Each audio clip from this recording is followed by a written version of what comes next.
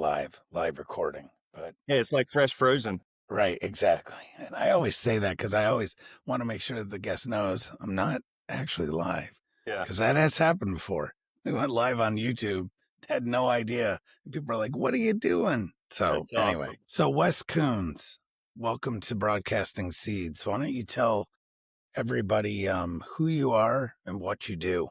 Thank you. Well, first off, thanks for having me on the show. And, it was a pleasant surprise to see another Marine here. I like that Marine Corps flag in the background. I love the Marine Corps. Absolutely. Yes, sir. So, I guess I kind of do a lot of things. I'd reached out to you. I've got a podcast, Enlightenment, Unknown Life of a Spiritual Nomad. And the first part of that, the first 2 seasons, is me going through this this spiritual awakening I had that was unique in the fact that it was about a 9-month plus paranormal haunting experience where, dude, we had 3 exorcisms. I met this Native American medicine woman, Lakota, and Lakota One Heart's her name, and where I had to literally dig a grave, lay in the grave for 18 hours while this ceremony went on. And what that did is energetically, I died, then was reborn. And there was a demon that was inside of me that had been placed in me from a child, when I was molested as a little boy. And Yeah. so, we went through that and, things crawling on me. You know, I can promise you, when you lift your shirt, you see the imprint of somebody's face pressing out from inside you. It will wake you up, man. It will wake you up. So, I can yeah. imagine. Yeah. So, surviving that. And then, at the same time, these spiritual gifts were turning on for me, these psychic abilities, these healing abilities that I didn't realize I had. And, when you fast forward after that, when the house was fixed, the haunting was over, so to speak. I found myself taking a Reiki class, and I don't know why I was there. Well, I do know why I was there. I was scared, and in my mind, what if they come back? So Yeah.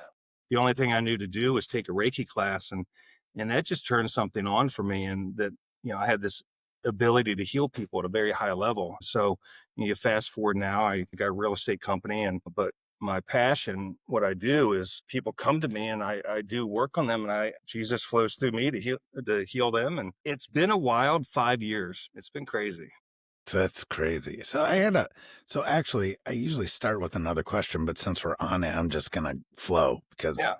this is something. I've got a buddy in one of my like podcast groups, and he is under the impression that Reiki, even though he's a practitioner, people have told him that Reiki is evil Mhm. and that it's satanic and all these things. Yeah. I've heard that.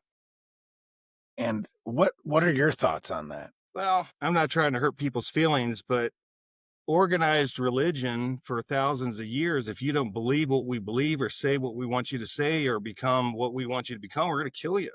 It's based on guilt, shame, and manipulation. And, I think the aspect of you can't go to God and have a conversation with God. You have to come through me and the church and go to God. That cuts their, at a basic level. I don't think everybody's out there trying to manipulate. I don't think they're all out there bad people.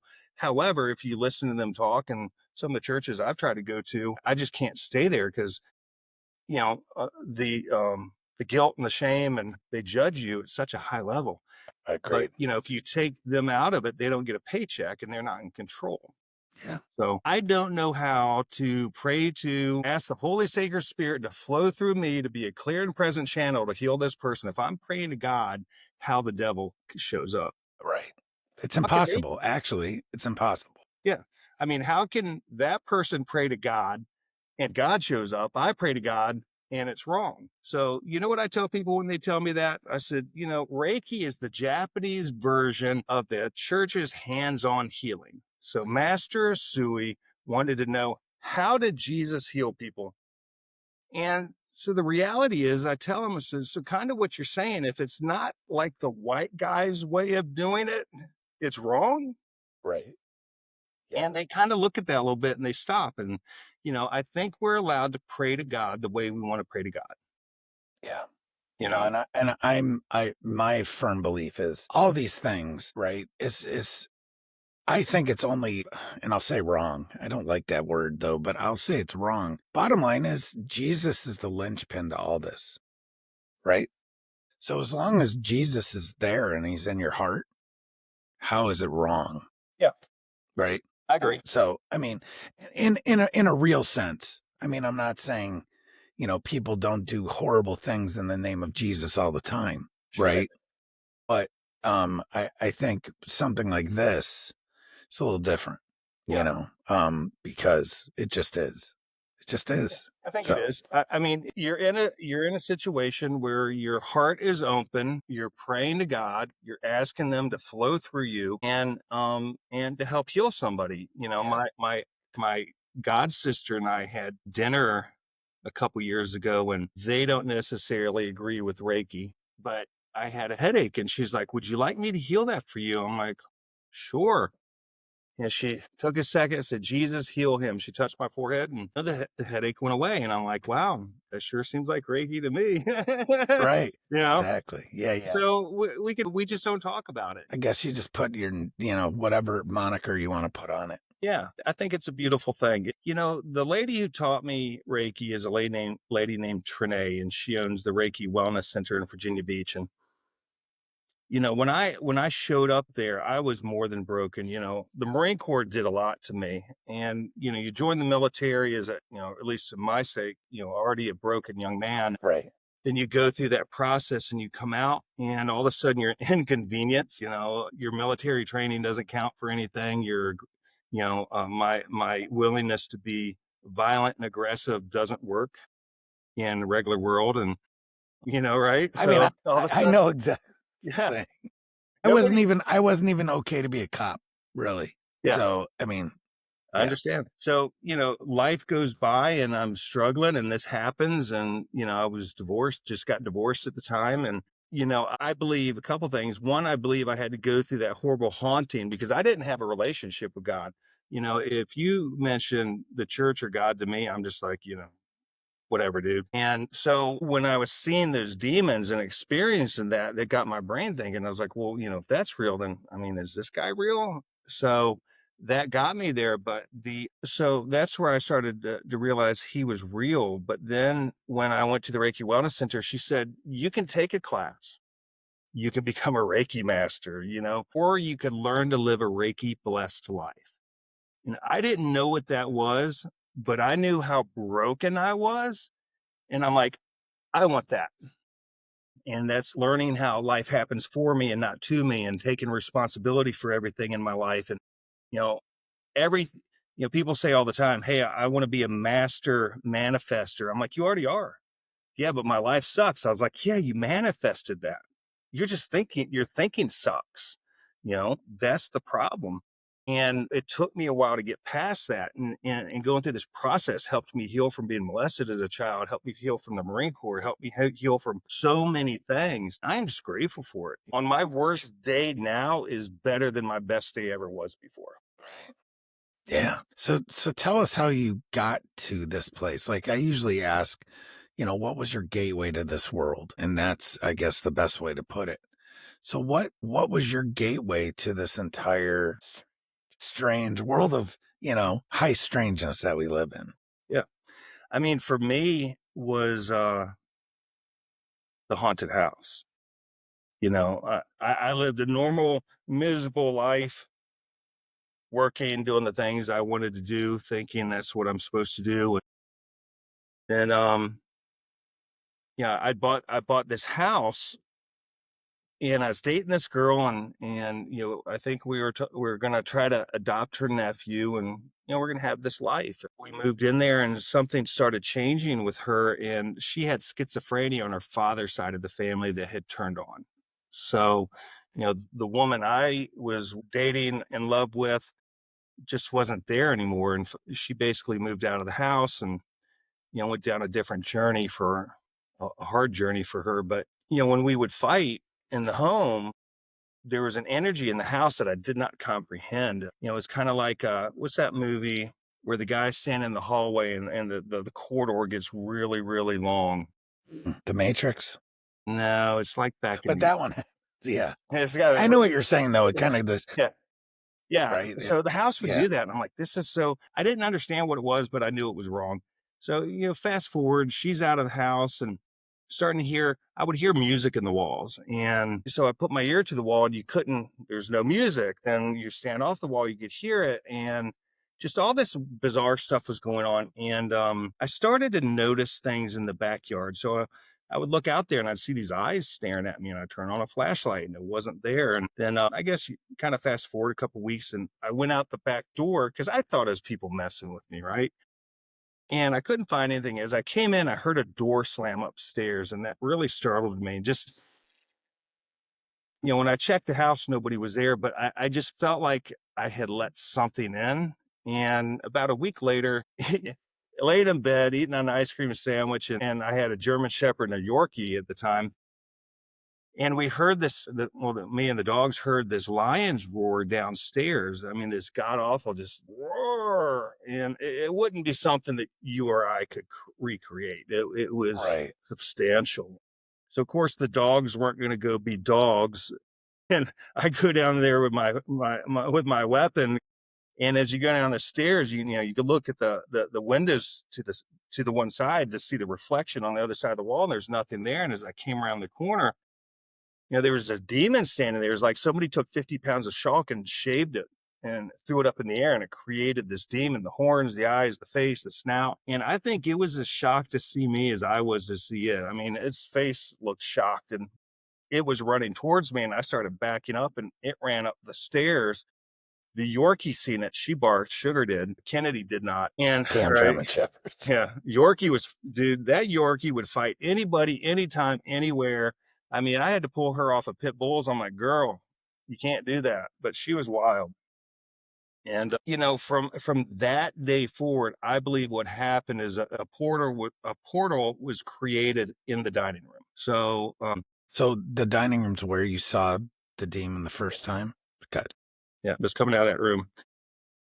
And I had these Edison lights, little Edison light bulbs are Yeah. like 40 watts, I mean, with them all the way on, you and I could have dinner and it'd be kind of dim in the room.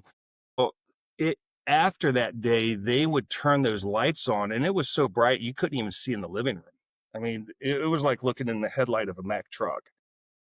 And I remember I went down there one evening and I was kind of pissed, and I said, "This is an effing house of God, F off." And I turned the light switch off. Dude, I knew instantly I'd made a mistake. I could feel an anger in that house I've never experienced before. So I went back upstairs in my room, and my bedroom, it was a large house, and it had double doors going out into this open area. Then there's a loft that looks down, and it had been so bizarre. I had installed security cameras, and I had a security camera on the other side of the door facing the bedroom door, because at night I would see people walking past underneath the door light, but nobody was there.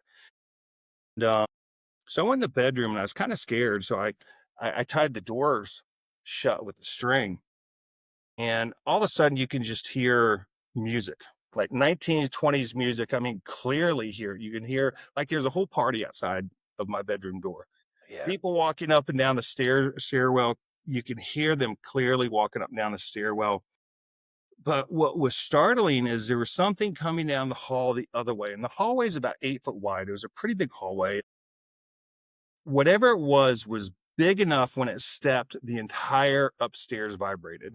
And yeah, I'm 230, and afterwards later I tried to duplicate that amount of stomping or whatever. I couldn't do it. And as it was coming down the hallway, you could tell it stopped and turned and the looked at basically turned and looked at the bedroom door. And it was funny, when you would look at the bedroom door, you could see the light around the edges of the door jamb, except for where whatever that was that was standing, that whole side was pitch black. And the camera on the other side of it showed nothing there, but that whole area had filled up with this fog, and it was really, really thick fog. I'm texting my friends and talking to them. They're like, "Call the cops." I'm like, "Oh yeah, hey, 911, I got a ghost," or, I didn't know what it was. Right. Yeah. I was pretty panicked. And So I said, F this, I'm a Marine, I'm going to take care of myself. And I grabbed my firearm. The second I touched it, it kicked the door. And if the door wasn't tied shut, it would have flown open. Dude, I sat down for a few minutes. I'm like, I'm going to kick your ass in about 10 minutes. All right. I was a little Gosh. shaken. But my human brain convinced me that it was that white stuff had to have been smoke. So, excuse me, I opened the door and I stepped into that fog, and I made a mistake doing that. And it was instantly freezing. I mean, instantly, it was like negative 20 degrees.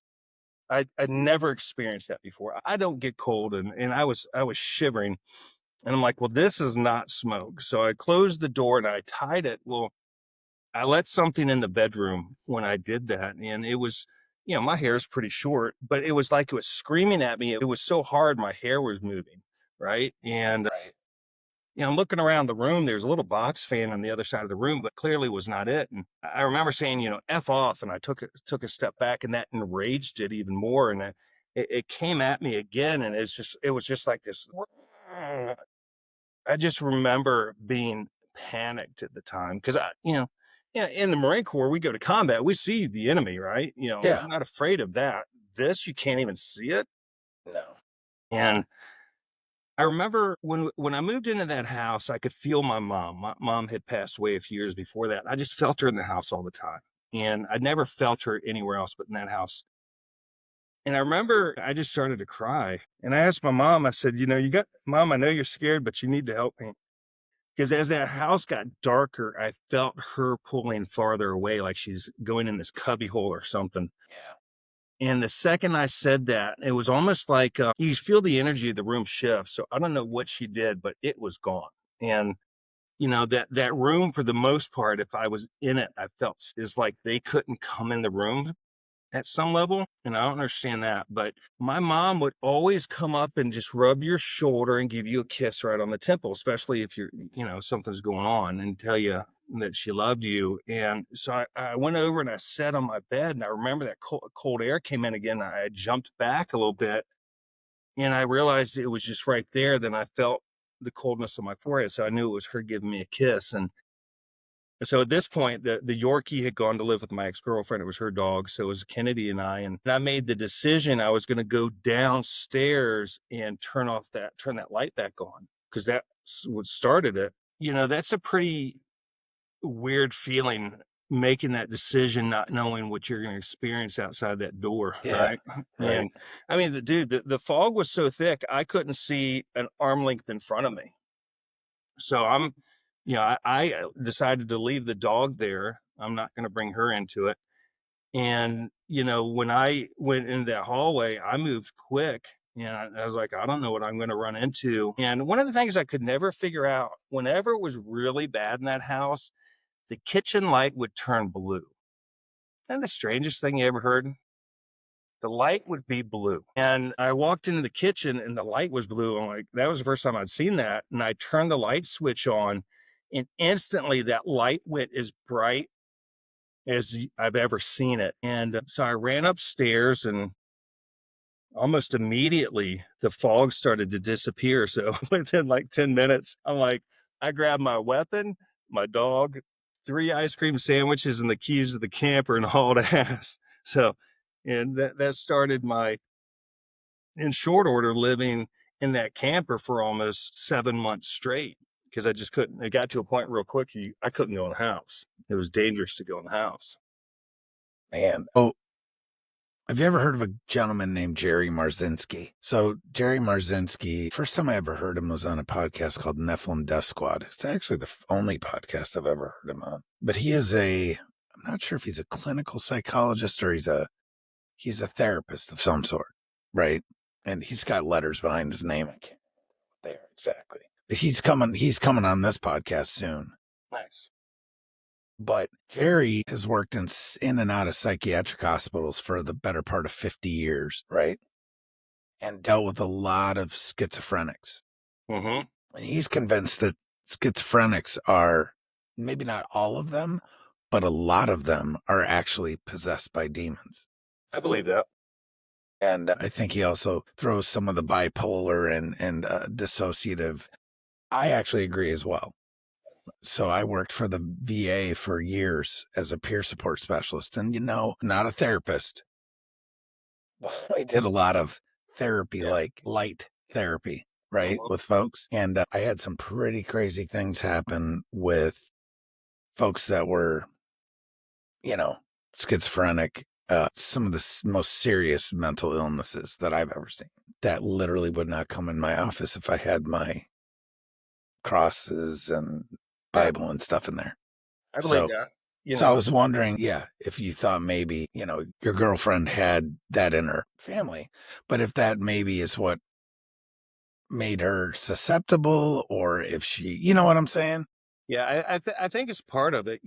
At one point she moved out, and I invited her in the house. I gave her all the furniture in the house, and I made it right for her so she could move. Hmm. So I gave her all the furniture and paid for some things. And we would talk like we're talking now, and she'd turn her head away and she'd turn back. And literally her eyes would change color, and she would just like she kind of hunch her head down and start grunting. And dude, That it literally wasn't her. yeah, it wasn't her. Um, so you fast forward a little bit, and I invited her to the house, and she walked through. And one of the things we did in that house was when you come out of the bedroom, there was like the hallway went down to this like a sitting area upstairs, and I had converted that into a custom closet for her. When we were walking down the hallway, she stopped and she looked at the closet, and she just stopped in mid step, and her head was tilted. I mean, for like 45 seconds, like she was listening to something have a conversation with her. It was bizarre. And finally I said, "Huh, are you okay?" And she just kind of jumped back. She said, "Oh, yeah, yeah, yeah. I'm fine. I'm fine. I'm fine." And she left. And that was the last time she was in the house. But I'm convinced that um, I think there's a combination of things going on there. One, she had some. I don't know if she got something inside of her from that house. Later I found out she was doing cocaine in the last couple months we were together, which that opens you up to All just kinds really of stuff. horrible Yeah. things. So I think there's a lot of moving parts to that for her. But they ended up diagnosing her with 8 different personalities. Uh, And the last time seen her, she gave me back the Yorkie. It was like 8 months later. It was funny as like the Yorkie, her name was Sugar. She left literally 5 to 7 days before it got really bad. And she came back 5 to 7 days after it was fixed. It was interesting how that worked. But when she handed me the dog, I had spiritual gifts then. And you ever seen that movie Friday, the comedy? oh yeah, The with real Ice big Cube black and guy, yeah, Debo? Yeah. Devo. Yeah, I seen an entity inside of her that was that size of a man, of a black yeah. man. Wow. And it was interesting because, she was wearing, clothes like the guy on the movie Debo was wearing with the golden necklace and the white And like t-shirt. the white what do Yeah. we call it? The wife beater. Yeah. And she talked with this slang and this lingo that just wasn't who she is. So I don't know. It's I believe I believe there's a lot of moving parts there, but I believe that stuff's real. Yeah, agreed. Yeah. And but on another note, she did text me the other day. I ain't talked to her really in 5 years, and she said she's been on medication, she's gotten connected with the church, and she got remarried, and she just wanted to text me and say she was sorry for some things. It was really nice. Yeah. Wow.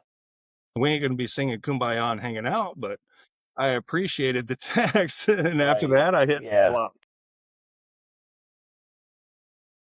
Yeah. So okay. So when did you realize your story's very similar to mine? I'm just gonna say that. Yeah. Childhood trauma, all the stuff, military trauma, Mhm. just wide open to, you know, everything.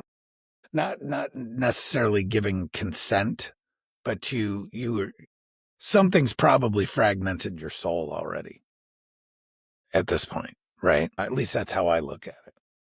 So how did you realize first that you had a problem, right? Like it wasn't just the house or whatever, but now it was you, Sure. like you had an issue. And do you think your current abilities are a Actually, let's just go with the first question. I'll come back. They'll circle back to the other Yeah, one. no problem. I didn't think I had anything to do with it for a long time. Yeah, I just figured it was a house thing. And so I was on this quest daily trying to find somebody to do, the best word I could come up with was an exorcism on the house. I didn't Yeah. know any of that stuff. So, dude, I'm calling all over the country and literally the world at some points. It's a weird conversation. Hey, this is a little weird, and so it was funny. One morning I was laying there and I got a call from this young man, a friend of mine named Danny, checking on me. He knew things were not right for me. And I said, Danny, I said, if you know anybody that could do an exorcism, you let me know. And he's like, you got to be kidding me. I said, I had a guy in my driveway this morning that looked at me and he said, hey, if you know anybody that needs an exorcism, give them my number. Tell me God didn't set that up, right? Wow. Yeah. That's like divine Yeah. providence right Yeah. there.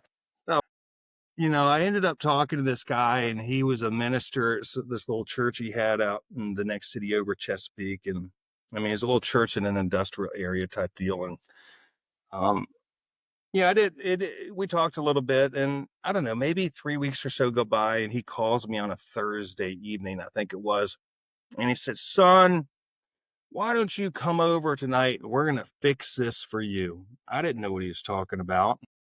My best friend Ty, I'd met him just right when this all started happening. We became instant friends, and he kind of went through everything with me. So I called him up and said, "Hey, dude, this minister guy wants us to come, and he says he's gonna fix things." He's like, "What's he gonna do?" I'm like, I don't know, but I ain't got nothing to lose, and we ain't doing nothing tonight. So me and him and the German Shepherd I got this lifted diesel truck. We're driving out there, and it's a 20-minute drive, right? And like an hour into it almost, Ty goes, says, "Dude, how far is this?" I'm like, "Oh, we just, we turn off right before the Twin Bridges." And he's like, "We passed that." And I'm like, "No, we haven't." In my mind, I'm seeing the energies were so powerful that I seen the same 10, 15 seconds of the road over and over and over in my mind. And it was almost like I was intoxicated. It was really, really bizarre. And it was difficult to drive. So we turn around and we get there. And Ty and I come in, the dogs stay in the truck with air conditioning on. And at that time, I would take pictures of stuff all the time with my camera because you see the demons and stuff. And I remember walking into his office and man, it was like walking through like mud or something. It was bizarre. Yeah. I seen there was rats running up the wall. There were snakes shooting across the floor, and clearly there wasn't rats and snakes there. And the minister looks at me and he goes, he was being a jerk. He's like, "What are you doing? Why are you taking pictures?" And I just remember being confused on why he was being Yeah. aggressive, but I was so out of it at that point and didn't understand that either. So we sit down, there's the minister and his friend and me and Ty, and we're sitting in this chair, and I didn't realize I was there for an exorcism. I didn't realize I had a problem. And he starts doing what he's doing. And within short order, man, my left arm was just it's like you've seen the movie. It was just going nuts all over the place. And, there was this pain in my body I've never experienced before. Yeah. At least for me, I'm sure you and a lot of us, in the Marine Corps, we think about if we're in combat, if we get captured, how are we going to react and being tortured, right? I mean, that was a real opportunity. And, that's the work that we were in. And I remember thinking about that. And because I wasn't expecting to have ever felt the level of pain that I was feeling at that point. It was, I feel like if somebody's like cutting your arm off, that pain is like isolated. It's just It's it's there. more of this earth, and this was something that I couldn't wrap my mind around, right? And that's when I realized there was something going with me. I was just like, um, and he kept asking for it to say its name, and there's lots of the time we were there that I don't remember. And at one point, I heard the name like John or something. I said, "Yeah," he said his name's John. He's like, "That's not his name." And he said, "Jesus, torture this being." And when he would say that, dude, I mean, I just remember just leaning back and my mouth opening, just screaming at the top of my lungs. Like I've never experienced that. And to me, I felt like we were there for hours and hours and hours. You know, Ty said we weren't there very long, but man, I swore I was in that chair for 3 or 4 hours, but it's not crystal clear to me. At one point, I remember being somewhat coherent and I was looking around, looking around the chair, and the minister goes, "What are you looking for?" I said, "A pair of scissors." And he's like, "Why?" I said, "Because I'm going to kill every freaking one of you." I just remember being so embarrassed. I'm like, that's not something I would say. And, Right. And why everybody kind of scissors, right? everybody scooted their chairs back about a foot. I mean, I'm not little and they weren't that big. And I'm just like, I clearly was not myself. But at one point it gave its name, and I'm not going to say its name. So in my mind, I'm like, oh, okay, it's got the name. It's over, man. It was 50 times worse at that point. Yeah. It's a whole nother level. Yeah. And I don't remember when it left. It was like somebody had taken and peeled the skin off my back. I just remember just the pain of it, just ripping the skin off is what it felt like. And I knew there was more there. And he asked me if there was, and I just couldn't do anymore. And I said, "Yeah, no, man, we're good. We're good. We're good." And we got out of there. And, I had two more of those I ended up going through. With the same.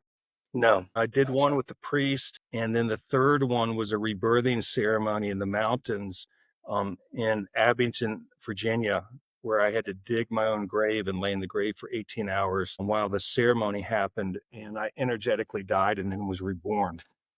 And one of the ladies that was at the sacred fire said she's seen it come out about 2:30 in the morning. She said it was shaped, it had the body of a horse, and she said the hooves were about 8 inches across, and the head was this demonic head with horns. And she says it came out of me down the little hill from where I was at, through the little sacred fire, walked through my dog, took what was tormenting her, and went down to the medicine wheel that was on there. It's a sacred medicine wheel, as a conduit to God, and disappeared. And I woke up that next morning, and Ty's like, "Man, look at you." I thought, I was looking pretty bad at this point. I mean, this was like 8, 9 months into it. My dog looked like she was about ready to die. I looked horrible. I'd lost 30 plus pounds. And he says, "You look great." And my Kennedy comes running over like she was a 1-year old puppy. And, you know, that was like the beginning of the end.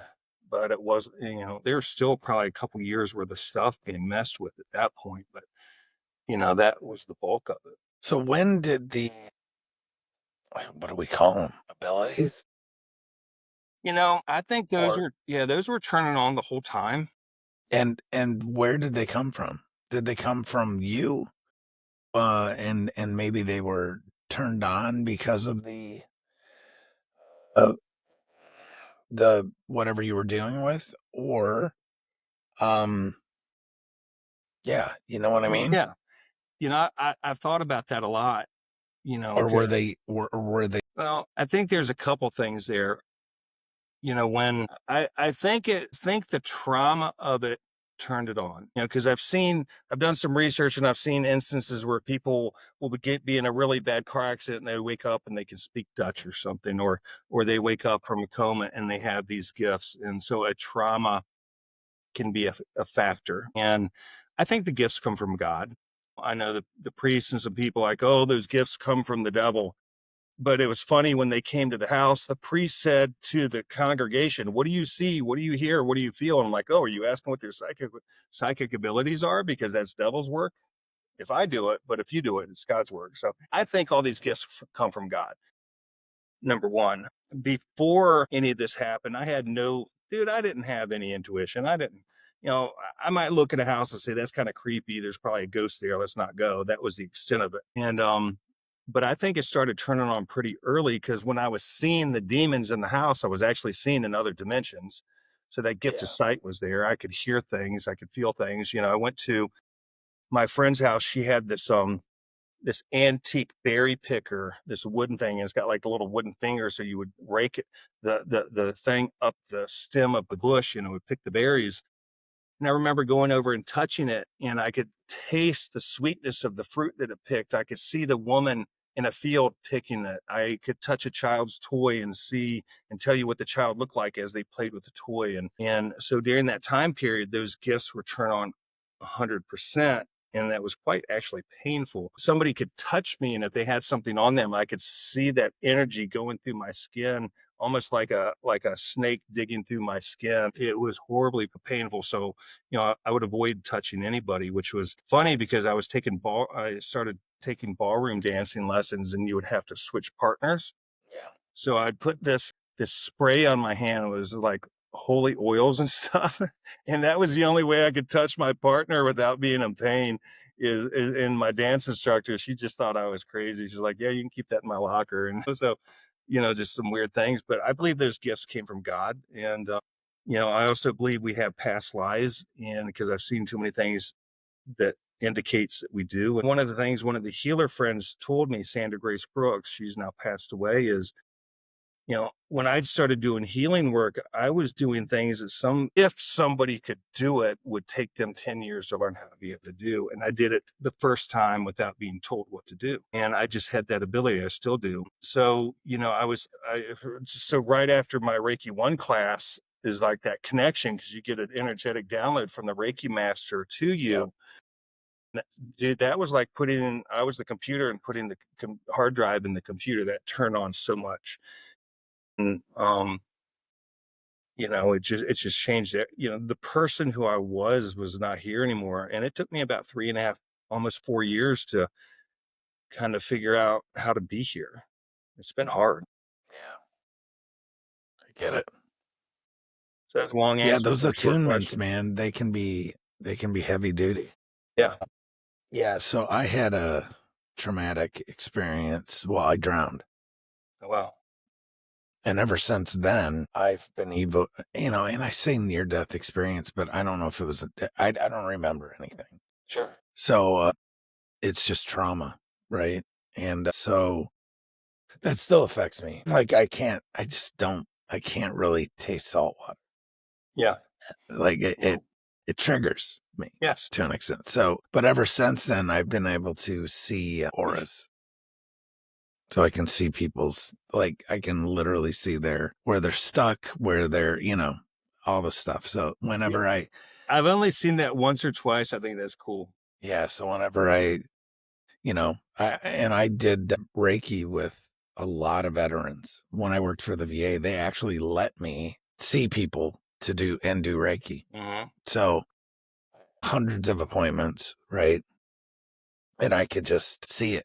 So it was like a natural thing for me. Yeah. And it wasn't because this was, but once it mixed with the education I got and the attunements, it was like a whole nother animal, literally, So, and I don't really do it now. I probably should, because I feel like I could really help people, but I just don't have I don't know, the outlet. Does that make sense? Like I'm not in a network to be able to do it right now, I guess. So I tell you what, I don't know how you connect and do that with the VA, but that would be something I'd really like to do, because I know. yeah, no, I mean, I worked for them, so it was kind of, and I worked with a special program that dealt with the sickest of the sick. It was a day program, so it was kind of a different thing. And I don't know if the VA, because I've tried to volunteer there again, same VA I worked at. Yeah. But I don't work there anymore. But I've tried to volunteer to do the same thing I was doing, and it's like crickets. So I don't. The red tape is ridiculous. Yeah, so I don't know what the deal is there. I mean, I talked to the people I worked with, all the stuff. They just can't, whatever. But so it's fine. It's not what I'm meant to do. But yeah, I don't know. But either way, it's one of those things. Like, people are like, well, why don't you do it? Like, I don't know. It just doesn't feel right to like set up practice. Yeah. Well, I think you're going to be drawn to what you're supposed to do. You get drawn to that, and the doors should open easily. One of the And maybe they things will. Maybe it's just not the right time. could be, it could Right. be. So, Yeah. I'm looking at your bio and whatnot, and your Instagram page and all this stuff, doing research. What is the, so there's a whole quantum side of this. Yes. Yep. Talk to me about that. So I took some quantum healing courses through my friend Margaret. She lives in Egypt half the time, and she's a trainer, mentor, friend of mine. In Reiki, we open the energy and we let the energy flow through our crown chakra, through us and through our hands, either into us or into the dog or the cat or the person or the house, the plant, whatever you're working on. And it helps, raise that vibration and it does things. And, you kind of go around and to the spots in the body where you think you should have your hand touch or just above. And so in quantum is a little different. I see energies that no longer serve people. So when I'm talking to somebody like, when somebody starts talking to me and they start telling me about their pain in their body or something, because when you have a session, I'm like, where's your pain? And a lot of times I'll see restriction around their throat or heaviness in their heart chakra or like a plate or a metal plate over their heart that they placed there because they got hurt, right? And so I'll remove that or like I will look at your feet. I see better with my eyes closed, but I'll look at your feet and the left foot has like vines growing up, and clearly they don't have vines growing there, but that's how it shows itself to me. How are you going to move forward in life if you have vines on your feet or I can't see your foot and it's missing? So I clear the energy and pull that stuff off. So a lot of that is past trauma that's not healed or fear from moving forward and things of that nature. I find that anytime somebody has pain in the back of their neck or down their spine, specifically as a spiritual attachment, where something has attached to them, and I'll come and I'll cut and I'll pull that out and remove it. And depending on the level of the attachment, if it's a bigger being or a bit demonic or whatever, I'll hear it clearly talk to me. The second I see it, usually it starts off with an FU, but I'll sit Right. there and at one point, I'll literally see the strings coming off of them out my door and around the building, around the corner. So they're hiding from me. And so with the quantum work, it's a one and done. It's more, I think, in my opinion, not disrespecting anybody in Reiki, we're doing this broad spectrum healing. In the quantum work, I am a plastic surgery going in and plastic surgeon going in and cutting and doing certain stuff with the scalpel. And Gotcha. when I do that work, I see angels and angels help me and I can place angels with people. So, if I'm working on your knee and I'm confused, I'll literally put my hand out and ask the angel, give me the tool that I need. Maybe it's a scalpel, maybe it's a needle that I'll inject into, and it's always this blue goo. It's interesting. It's this blue stuff that they give me in the needle and I'll inject it in the kneecap. Then I'll place my hand out and they'll give me a golden patch and I'll put the golden patch over the knee and it keeps the fluid from leaking out and it changes things. My German Shepherd had hip dysplasia. And when I would work on her and use the needle to inject into her hips, she would always jump when the needle inserted. I thought that was bizarre that she felt that. So the quantum work just allows me and, you know, there's it's just like quantum physics. There's no time and space, Yeah, yeah, right. and um, so for me, it allows me to do significantly deeper work, and it changes things for people. That's awesome. Yeah, it's fun. I've had clients. I do some long distance work, and I worked on a friend of mine's son. I don't remember what it's called, but basically, I had to wake him up multiple times through the night because he could go in a coma if his sugar levels changed too much. And it was just really bad. And, after the first session, long distance session for him, I mean, he went from, he's at the point now he only has to check his blood like once a day. It didn't heal everything, but there was just energies and stuff on or attached or connected to him that was taking the weak spot that he had and magnifying it because that's what those energies will do. Your lower back has got a herniated disc. Well, we're going to make that disc so bad you feel like you need surgery because then they can feed off of you with the misery. Open again. Yeah. It's open doors. Yeah, it is.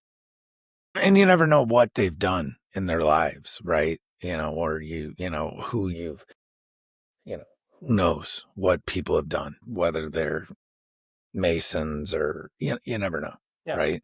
So, Well, I have had instances. I mean, there's this one lady whose story just really sticks with me. Never met her before. She came in. It's funny. She only came for one session. And with the quantum work, you don't get a lot of repeat clients because you don't have to continuously do the same work over to fix Right. it, It's right? kind of, well, like you said, you explained it pretty well with this, like surgery to an Yeah. extent. Yeah. So she comes in and like where her right hip and right shoulder connects in that joint, she said, Wes, I've had pain my whole life from a little girl. Been to every doctor on the planet. He said, we can't figure it out. So she's laying on the healing table. It's a really comfortable massage table. She's got a little eye covering on. So I'm not telling her what I'm doing. She's not seeing what I'm doing. And as I'm working on her, I seen a past life. And so what that looks like for me is like a long red brick fence. And I can grab the fence like a Rolodex and pull it towards me because I see a light at the end. And when the light gets close enough, I reach in, I pull the light and I put it here in front of me. And when I do that, I can see that past life. And in this scenario, just talking about my hands are on friggin' fire from the energy come through. But in that scenario, they showed clearly a little girl in a white dress, something maybe she had wore to church, was playing next to the train, and the train started and it had cut her leg and shoulder off. And that was her. She was clearly just, I put the leg back and put the arm back, and I'm holding her in essence in my left hand, and I'm with my right hand, my two fingers, there's kind of like a pressure washer of energy. I'm just blowing this energy, and I use my breath over and over and over. And all of a sudden the blood disappears and the legs look attached and she looks normal. And I stand her up and I keep doing it. And then you can see her, she smiles. And I just, with my left hand, I hold her up and I tilt my hand like I'm pouring out water and she disappears. And the second I did that, the client says, my pain just left. So that past life Yes. trauma Yes, it did. transition in this life, right? Yeah. So It literally just left. yeah. So in your next life, you very well may experience a fear of water from what you experience here. Clearly, you didn't die from it, but it doesn't mean it can't transition over. I have a fear of water now. Yeah, I bet you do. What Marine has a fear of water? Yeah, I was a Yeah. combat water survival instructor, and So I was I. hate. I was a Yeah, McQuist guy for the last year I was in. yeah. And I didn't have it then but I think I was harder on people because I was like, don't make me get in. You Mm-hmm. know what I mean? That kind of Yeah, thing. yeah. I was a bit of a And we jerk. just used to kill people. I Mm-hmm. mean, I say kill people, but we used You to wanted to kill him. make them miserable. And so I used to always say that's the greatest equalizer on the planet. Mm-hmm. You want to find out how hard somebody is, put them in the water. Yeah. And man, Yeah. But no, I understand. I think one of the things that this process, it took me several years to process and get through was, I'm seeing all these things. I had, visions where Jesus came to me and he showed me him being crucified. And I work with Archangel Michael. I work with different archangels and angels and all this stuff. And I'm like, it's not that I'm suicidal, but I don't want to be here. Why would I want to be here when you got all this cool stuff going on? yeah. And, I clearly hear, Archangel Michael, and I mean, I feel like he's like a childhood friend of mine. And, It's like that's your home, right? yeah, yeah, Or it is. there. It I is. understand. Yeah. And I hear a lot of people that have near death experiences. That's overwhelmingly, it's just love. And Mhm. that's where they are from. Yeah. That's where they live. That's where they belong, but not yet. Hmm. Well, about Or 18. they're just going back or whatever. Yeah. I don't know. I have Yeah. I no don't know idea. exactly what it is, but I know that's a really cool place to go to. Right. I'm not yet, guys, but I'm looking forward to getting there. But Right. I no, mean, whenever it's your time, right? yeah, it's funny. 18 months ago, I'd been having these chest pains and these tunnel visions, and we did all this tests and stuff. Nothing came out of it. It ended up being AFib, and I was sitting in this seat doing a Zoom call with somebody, and it hit worse than it had ever hit. And so I'd walked across the room, and it just put me on the floor. And I thought it was interesting because Archangel Michael came in and he was on the other side of the chair, not to where I could see him, but he came in so fast and so hard as like Superman when he hits the ground as the shockwave goes Yeah, out. yeah. And my friend Sandra Grace had said, that we get 1 or 2 times in our life that we can check out early and go home to heaven and have no karmic debt. You had yours with that near life, that drowning. You could have gone home, but your soul decided to stay, right? That would have been an early checkout for you. And I knew this was an early checkout. I knew if I went to my bed and laid down, I was going to die that day. And, I had a decision to make. And I wasn't going to leave my daughter.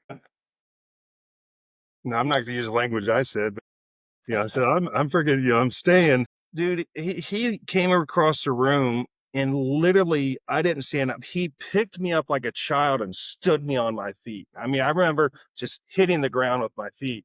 And I was shocked with that, because even though I see this stuff and I do this work, I was shocked that I was literally manhandled by him. And he just looked at me and he said, "It's not your time, brother. Not yet." So me being me, I I had a massage that morning, right? You're gross from the massage, right? I'm like, well, I'm not going to the hospital gross because I knew I was going to be there a minute. So I'm in the shower, holding my heart, trying to not die and take a shower. And I go and I'm ringing the neighbor's doorbell on my hands and knees. And Bo answers the door. He's like, "Oh my God, are we going?" I'm like, "Yeah." So he races me to the hospital and I walk in and the doctor's like, "Dude, you walked in with a 277 heart rate. Most of my patients die at 260. I said, "How's that possible?" I said, Marines are like cockroaches, man. You cannot kill us. Cockroaches. Like Keith Dude, Richards, man. yeah, it sat at 277 for about that when I got there for another 3 hours. And even with the medicine. And as I'm standing there, there's this dead woman standing next to me, staring at me. And of course, I said, "When are we getting rid of the dead lady here?" And there's 2 doctors, 3 nurses, and everybody's like, Yeah, that was my next question. Do you see folks like, yeah. yeah, I don't, but I can tell Mhm. when like I can walk into a house and know Yeah. something's there. It takes a while to discern, but yeah, that's a whole nother level, man. That I'm not really comfortable with, Yeah. to be honest with you. We're at some level, we're in dominion over our gifts. I remember early on, I started begging people to show up at my house for Reiki sessions. And, I had these women, these total strangers, most of my clients are ladies, are total strangers coming to my house, going upstairs, laying on a massage table to get a healing session. I'm like, man, I need to get a commercial space. This is getting, Yeah, this seems kind of creepy. yeah, on paper, it looks This is really not bad. comfortable. Yeah, it's really bad, but I had the best clients. And so I moved into this site. The psychiatrist invited me. She said, "You do good work. I want you here." And downstairs was a drug treatment center.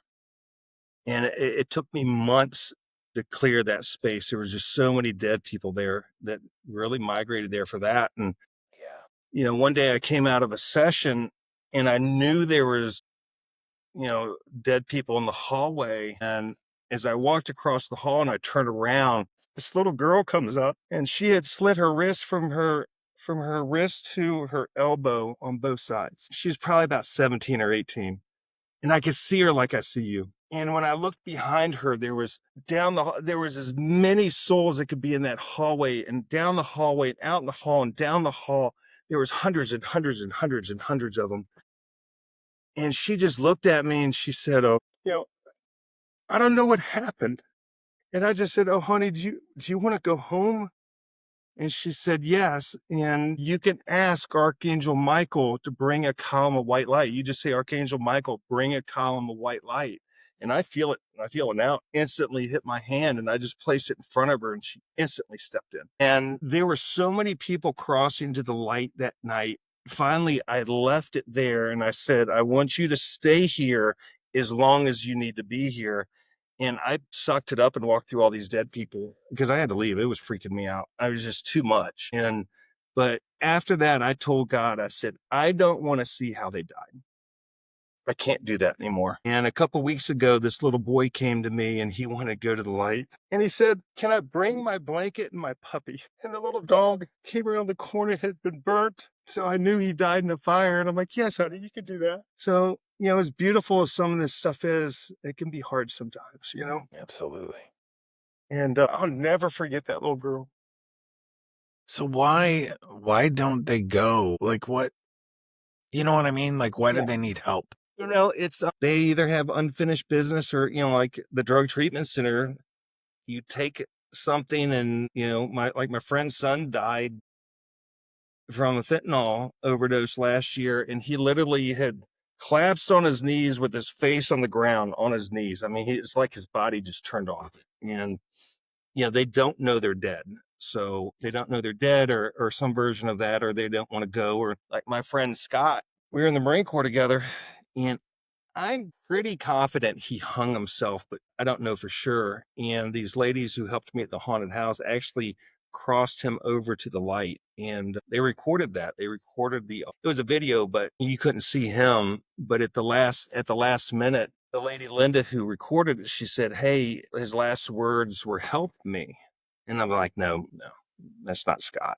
Scott Scott would never say help me. He hated himself too much. He's not going to say help me.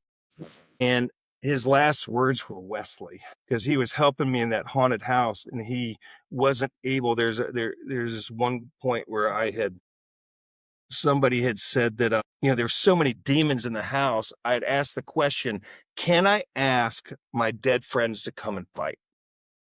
And she said, yes. And I was in the house that afternoon.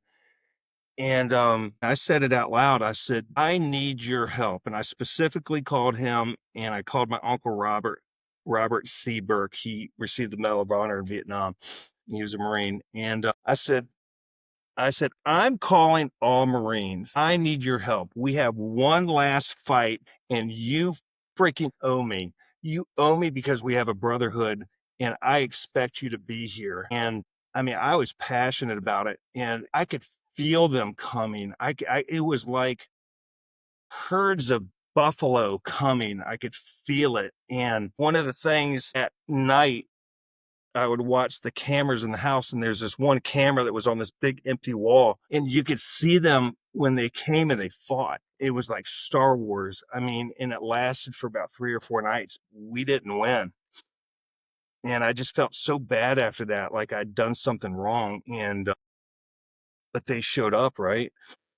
And Scott had felt bad that he wasn't able to help me. But I did later get to see him with his wings. That was really cool. But he didn't go because he was afraid the things that he did, Jesus would not accept him. So yeah, so fear can be a Yeah. issue as well. Yeah. So, it's been a crazy experience for sure. And there's just like 20 other things to talk about. Yeah, right. It's I had a question and now it's gone. Do you love that when that happens? yeah, it's the story of my life. Man, what the heck? Whatever. I don't know.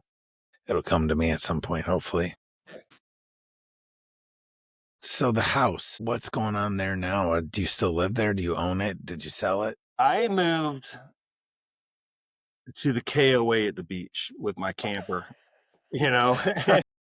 So July 4th weekend, that house, we did a ceremony, and, I still can't figure out why every time we did a ceremony, the house got more powerful. But long story short, we did a ceremony and I ended up having to move off the property.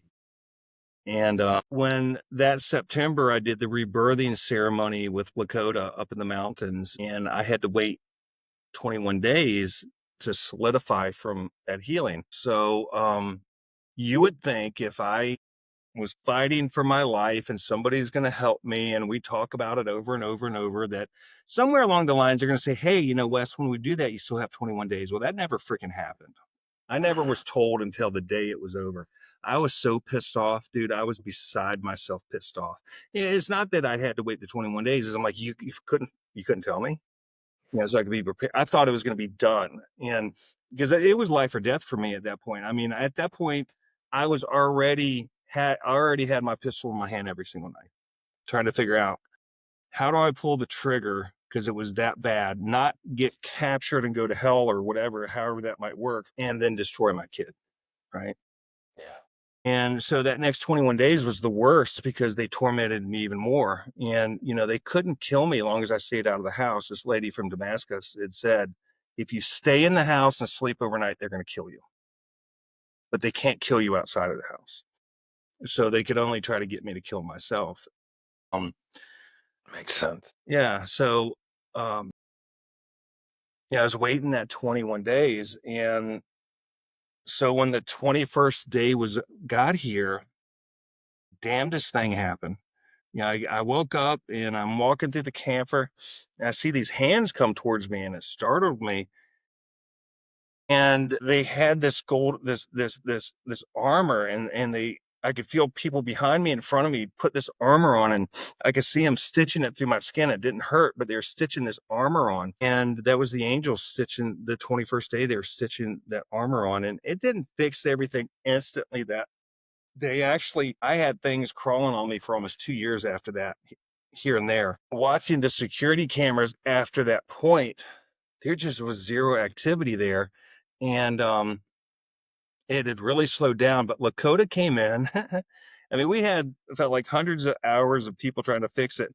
And she sang 3 freaking songs. 3 songs. I'm like, that's it? She's like, oh, that's it. So, we're walking through the house. Ty is there. And right when we walk in the doors, Lakota starts talking to this woman that I could not see. She said that it was a dead woman. She said that she had lived on the street, that she died a number of years ago, and that she really liked me. And she said she stayed around to let her know that they were all gone. And, one of the funny things, the sunroom in the back of the house, there's a dock in the sunroom, and there's like a straight line.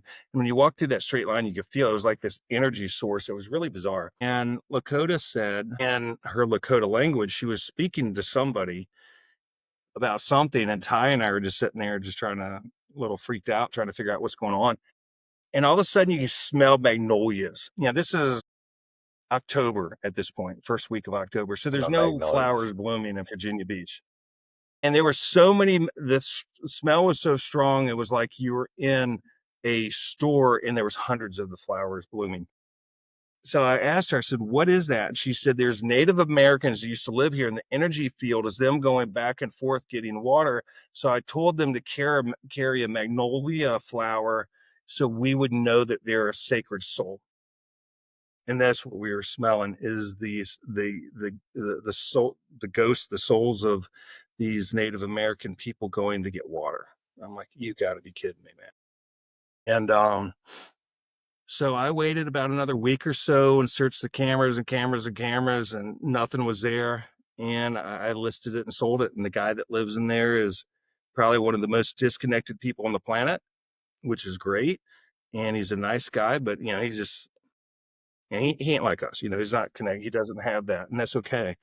But he loves it. I talked to him about 6 months ago. I said, so how you sleeping? Just curious. But the house was fixed, and I wasn't going to sell the house and transition that into somebody else's life. So we fixed the Yeah, house for and sure. and Right. moved on. So, but that house that had been having, I ended up actually meeting the girls that grew up in that house. I had put something on Facebook when that fog was there one night. And I guess one of the girls on my Facebook friends I went to high school with, she's like, I grew up in that house. And at one point she came over and was telling me how her dad was being tormented. And I think he killed himself I think he died on the steps, but she wouldn't say. And but she's telling me about all the weird things in that house. But I think it's fixed now. I'm Good. confident it's fixed.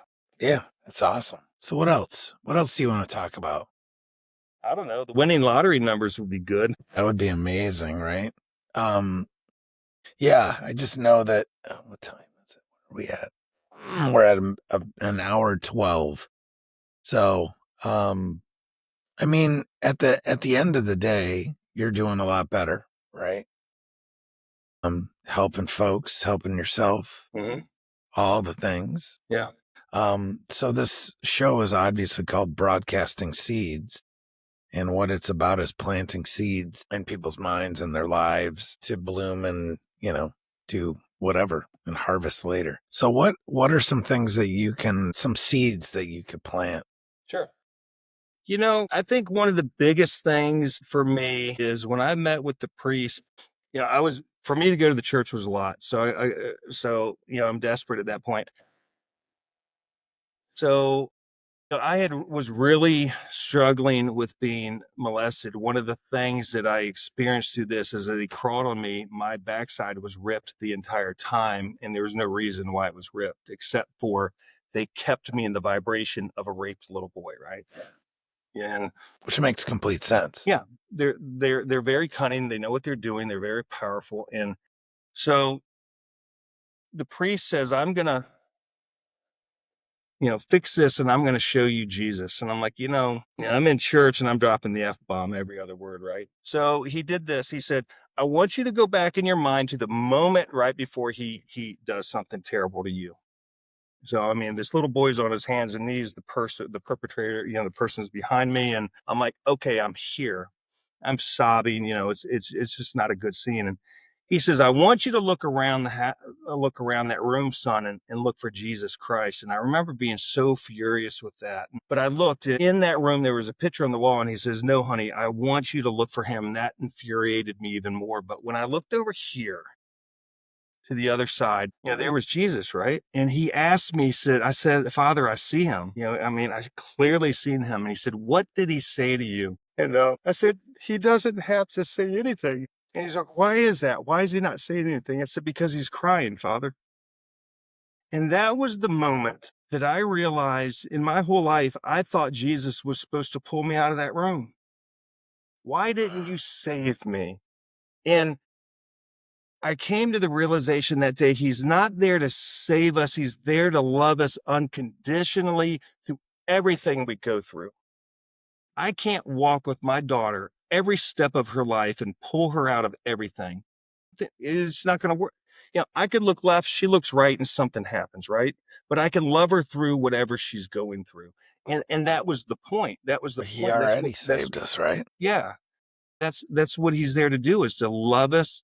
He never left me, even when I left him. So, if I were to say one thing that you could look at in your life that changed my life was, I don't know. I felt like I had to forgive him. That sounds stupid because he didn't do anything, but I felt like there was an aspect of the tiny aspect of that. But I had to forgive myself because I betrayed him. I left him and I didn't believe, and it's real. And he loved me. And so that was a big thing. And the other thing that changed everything for me was when I was told I could rewrite my story, right? That my story was Wesley's this raped little boy that can't get his stuff together in a relationship, and all the things that were there. And, in the Bible, it talks about, Jesus knows everything that's going to happen to us. So if everything's already pre-known, then that's a contract. We have a soul contract. So we're an angel in heaven that we decide to come here for 50, 80, 100 years, experience all the things, and we go back. That's what I believe.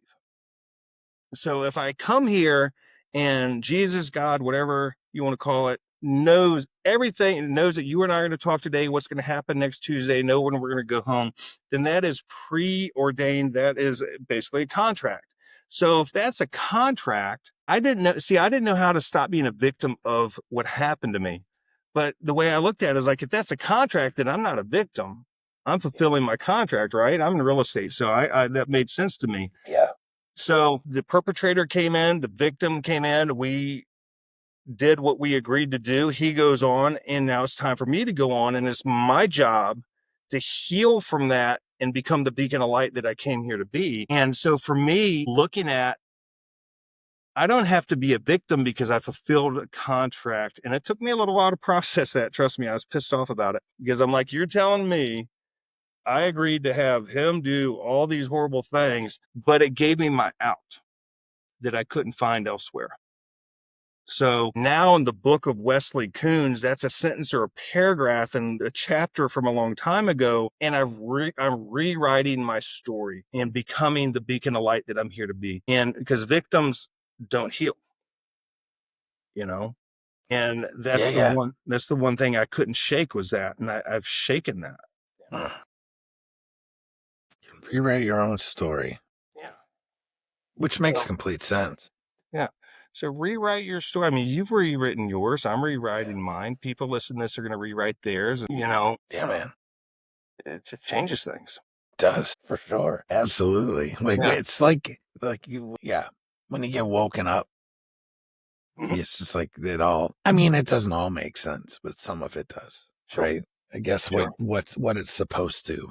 makes sense. So, Now, I posed the question. One of the things I've been taught is, everything happens for us and not to us. And I'm like, okay, you know, how does a 10-year-old little boy having this experience, how does that work? And one of the healer friends, a lot of the healer friends have said that anything that happens prior to the age of 12, like you see these children with cancer or something, they say it's a karmic thing from a past life. I don't know about that, you yeah. know, but what I do know is, I don't believe we're here to suffer. And I think we're here to struggle because, like the butterfly coming out of the cocoon, if we cut that out and help it, it's going to die. So he has to struggle to get the blood to his wings and strengthen himself and move forward. And I don't know what the journey in that is for like younger children that pass away early and stuff like that. But, I think maybe that is I think that's something they signed up for at some level, even though it sucks. But, more so it's for the parents and the people that stay behind to be able to heal from that and not forget them, but be able to, you know, and learn how to love themselves and move forward. And I wouldn't wish that on anybody, but I got a friend going through that right now, and it's just been really hard to watch. So, yeah. Well, I so appreciate you coming on, man. Thanks, man. I appreciate And it. we'll have to do it again soon. I feel like we could do Yeah. a couple more episodes. So, but tell everyone where they can find you. Sure. Well, my podcast is Enlightenment Unknown Life of a Spiritual Nomad. And the premise of that show is, the first 2 seasons basically is going through the haunted house in explicit detail. I might cuss a little bit in that. That was really hard for me to share that story. I will struggle for a couple of days just from doing this podcast. Yeah, Just I get mess it. with me a little bit, I understand. But, at the same time, it helps me heal. And there's a message that needs to go out. The other place you can find me is my healing practice is VB Healer, as in Virginia Beach Healer, vbhealer.com. And I do a lot of long distance work. I've got clients in 83 countries. And, I can do healing work for people. I can clear energies and things in people's house that they don't need or want there anymore. And if you just want to reach out and ask questions, and on Instagram, it's VB Healer, as in Virginia Beach Healer. And follow me on Instagram, listen to the show. And the show is about how life happens for you and not to you. And right now we're interviewing a bunch of different healers and hearing how they do work and what they do and what their spiritual awakening is. Because there's a lot of people going through that don't have a resource, and it can be confusing. And I also have a couple books. I have some children's books that my friend Andrew and I wrote. And it's What Color is Your Dragon is the first one.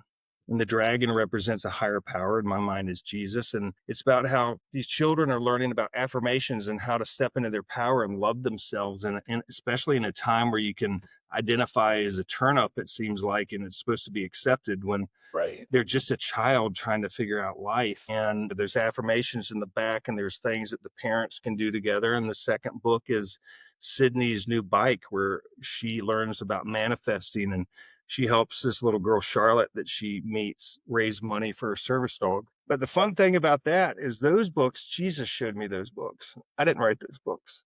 He showed me every single page, and I drew them out. My friend Andrew and I put them together. And the cool thing is the dragon is Andrea's daughter, Tessa. Sydney, the character, is my daughter, Sydney. And the dogs in there are my dogs.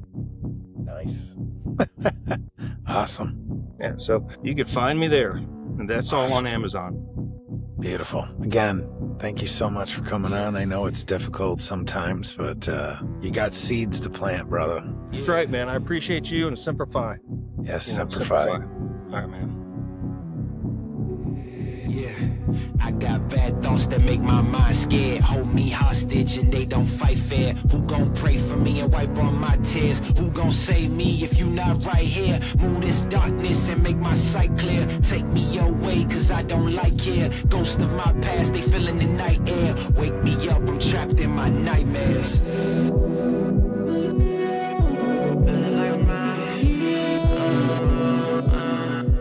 Wake me up, I'm trapped in my nightmares.